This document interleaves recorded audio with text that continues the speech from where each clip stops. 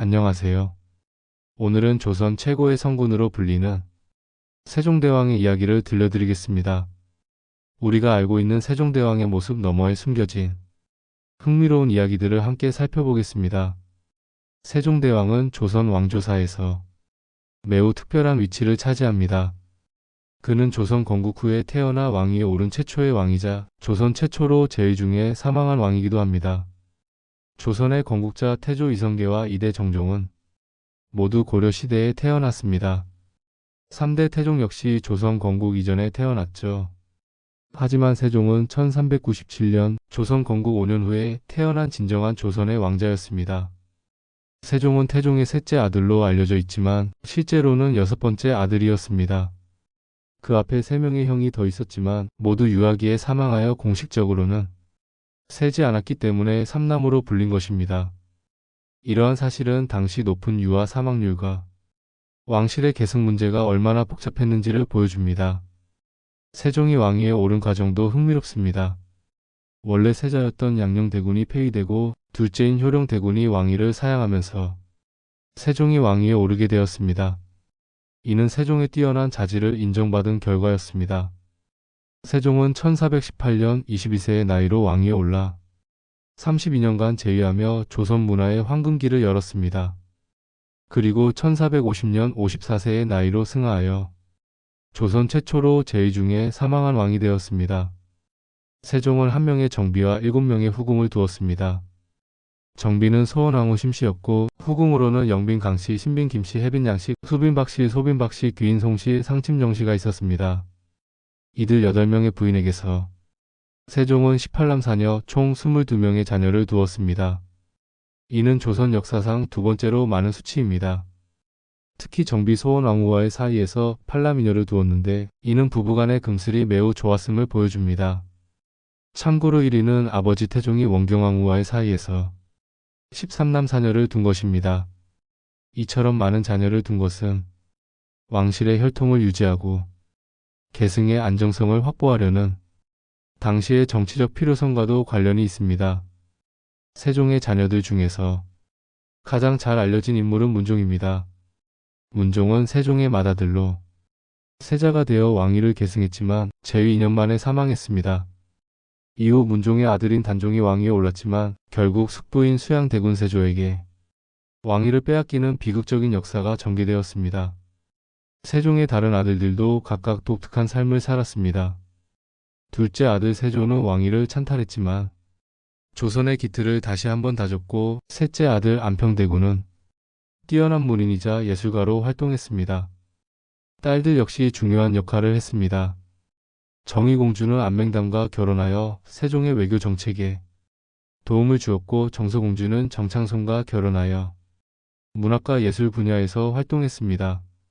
세종대왕은 정치와 학문뿐만 아니라 예술 분야에서도 뛰어난 능력을 보였습니다. 특히 음악에 대한 그의 재능은 절대음감이라고 불릴 정도로 뛰어났습니다. 세종실록에는 이와 관련된 재미있는 일화가 기록되어 있습니다. 당시 최고의 음악가로 불리던 박연이 편경이라는 악기를 만들어 세종 앞에서 시연했습니다. 편경은 크기가 다른 돌판들을 매달아 두드려서 소리를 내는 악기입니다. 박연이 편경을 연주하자 세종은 즉시 저 돌 하나의 음이 약간 높다고 지적했습니다. 사람들이 그 돌 조각을 자세히 살펴보니 실제로 다른 돌들보다 덜 갈려 있어서 두께가 얇아 높은 음을 내고 있었습니다. 이는 세종의 음악적 감각이 얼마나 뛰어났는지를 보여주는 대표적인 사례입니다. 세종의 음악적 재능은 단순히 듣기만 하는 것이 아니라 창작에도 발휘되었습니다. 그는 정대업과 보태평이라는 궁중음악을 직접 작곡했습니다. 정대업은 조선 건국의 무공을 기리는 음악이고 보태평은 조선의 문덕을 찬양하는 음악입니다. 또한 세종은 아악이라는 중국 고전음악을 조선의 실정에 맞게 개량했습니다. 중국에서 들여온 아악을 그대로 사용하는 것이 아니라 조선의 정서와 문화에 맞게 수정한 것입니다. 세종의 예술적 감각은 음악뿐만 아니라 미술과 문학에도 나타났습니다. 그는 화가들을 후원하여 조선 고유의 화풍을 발전시켰고 문인들을 등용하여 조선 문학의 기틀을 마련했습니다. 특히 세종은 실용적인 예술을 추구했습니다. 예술이 단순히 감상을 위한 것이 아니라 백성들의 삶을 윤택하게 하고 국가의 품격을 높이는 수단이라고 생각했습니다. 세종대왕의 묘호인 세종에는 특별한 의미가 담겨 있습니다. 묘호는 왕이 승하한 후에 정해지는 것으로 그 왕의 업적과 덕행을 평가하여 붙이는 이름입니다. 세자는 보통 군사적 업적이 뛰어났던 임금에게 주는 묘호였습니다. 실제로 중국 역사에서 세자가 들어간 묘호를 받은 황제들은 대부분 정복 사업이나 군사적 업적으로 유명한 인물들이었습니다. 세종이 승하한 후 정인지 등 신하들은 이런 점을 고려하여 묘호를 문종으로 바꾸는 것이 어떻겠냐고 문종 세종의 아들에게 의견을 제시했습니다. 문종은 학문과 문화 발전에 주력한 왕에게 주는 묘호로 세종의 업적을 고려할 때 더 적절하다고 생각했기 때문입니다. 하지만 당시 왕이었던 문종은 이를 거부했습니다.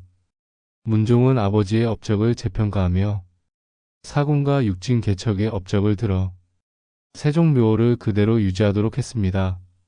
사군 개척은 압록강 유역의 4개 지역 여영군, 우회군, 무창군, 자성군을 확보한 것이고 육진 개척은 두만강 유역의 6개 지역 경원, 종성, 온성, 회령, 부령, 경흥을 확보한 것입니다.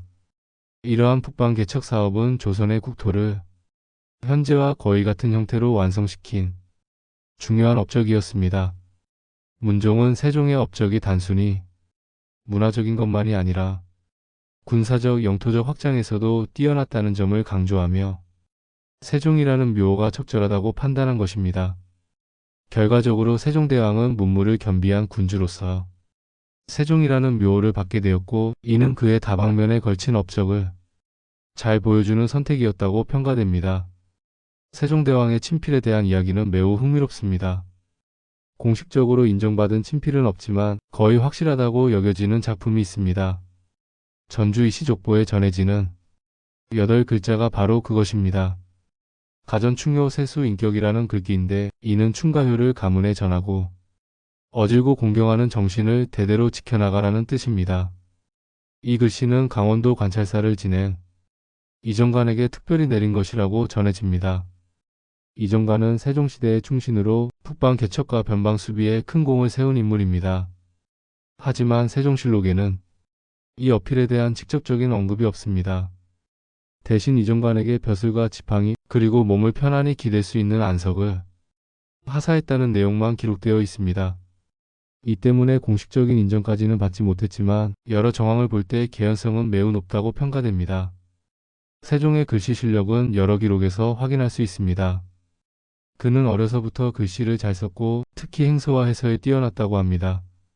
세종은 글씨를 단순한 기술이 아니라 인격 수양의 한 방법으로 생각했습니다. 세종시대에는 한글 창제와 함께 서체에 대한 관심도 높아졌습니다. 한글의 자형을 만들 때도 세종은 직접 참여하여 글자의 모양과 크기를 조정했습니다. 이는 그의 뛰어난 미적 감각과 글씨 실력이 뒷받침되었기 때문에 가능한 일이었습니다. 또한 세종은 신하들의 글씨도 세심하게 살펴보았습니다. 상소문이나 보고서를 받을 때 내용뿐만 아니라 글씨체도 함께 평가했다고 합니다. 이는 글씨가 그 사람의 인품과 학문적 소양을 드러내는 중요한 지표라고 생각했기 때문입니다.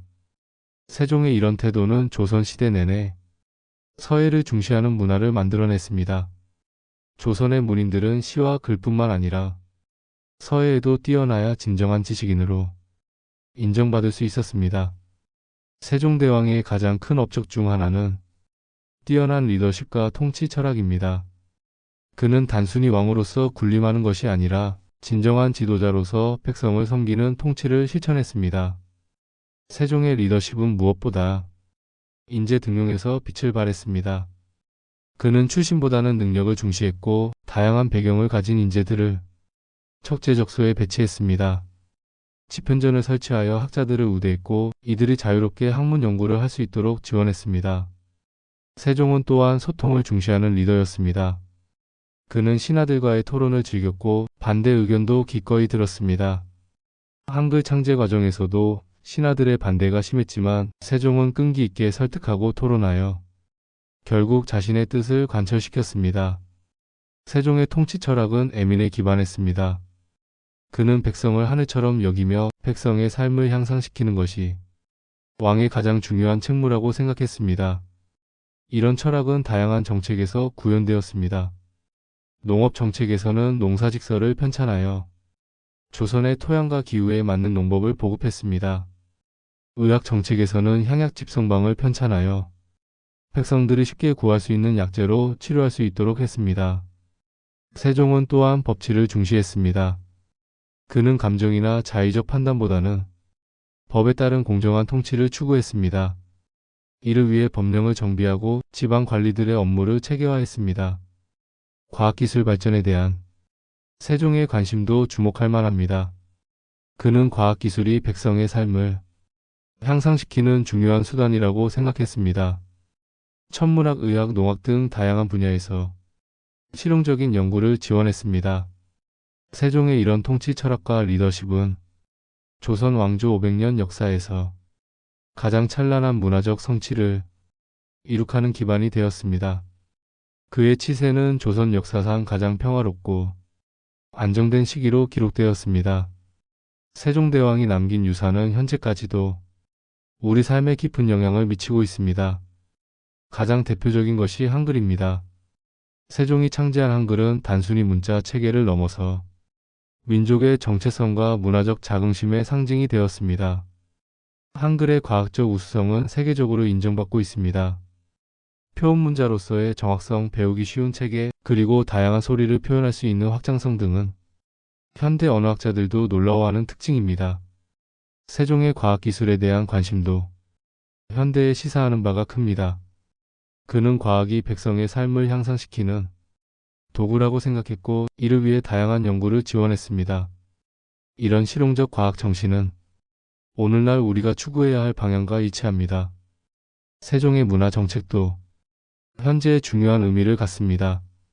그는 문화를 단순한 오락이나 장식이 아니라 국가의 품격과 국민의 삶의 질을 결정하는 중요한 요소로 보았습니다.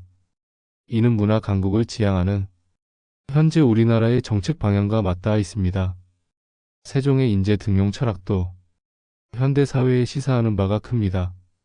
그는 출신이나 배경보다는 능력과 인품을 중시했고 다양한 배경을 가진 인재들을 포용했습니다. 이는 능력주의와 다양성이 중요한 현대 사회의 가치와 일치합니다. 세종의 소통과 토론 문화도 민주주의 사회에서 중요한 덕목입니다. 그는 권위주의적 통치보다는 열린 토론과 합리적 설득을 통해 정책을 결정했습니다. 이는 현대 민주주의 리더십의 모범이 되고 있습니다. 무엇보다 세종의 애민 정신은 오늘날 우리가 추구해야 할 가치입니다. 권력은 백성을 섬기기 위한 것이며 정책은 백성의 삶을 향상시키는 방향으로 만들어져야 한다는 그의 신념은 현재도 유효합니다. 세종대왕의 업적과 정신은 단순히 과거의 유산이 아니라 현재와 미래를 위한 지침이 되고 있습니다. 그의 삶과 업적을 통해 우리는 진정한 지도자의 모습과 바람직한 국가 운영의 방향을 배울 수 있습니다. 오늘 우리는 세종대왕의 다양한 면모를 살펴보았습니다. 조선 최초의 토박이 왕으로서의 의미, 화목한 가정을 이룬 아버지로서의 모습, 뛰어난 예술적 감각을 지닌 문화인으로서의 면모, 그리고 백성을 사랑하는 성군으로서의 모습까지. 세종대왕은 단순히 한글을 만든 왕이 아니라 조선 문화의 기틀을 마련하고 백성의 삶을 향상시키기 위해 노력한 진정한 지도자였습니다. 그의 업적과 정신은 600년이 지난 지금도 우리에게 깊은 감동과 교훈을 주고 있습니다. 세종대왕의 이야기는 여기서 끝이 아닙니다. 그의 정신과 업적은 오늘날 우리 모두가 계승하고 발전시켜야 할 소중한 유산입니다. 오늘의 이야기는 여기까지입니다. 함께 해주셔서 감사합니다.